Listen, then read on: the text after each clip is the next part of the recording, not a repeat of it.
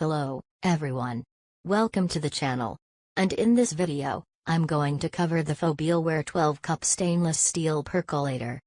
So let's get right into it. I'm going to show everyone how to make a full pot.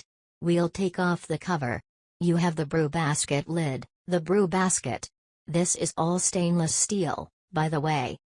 They're stainless steel parts. And we have the stem.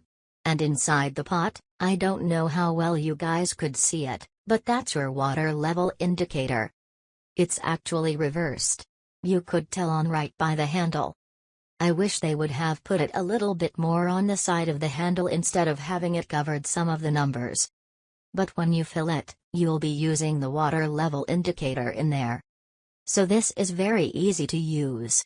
It's very simple. First, we're going to fill it with water. We're going to make a full pot.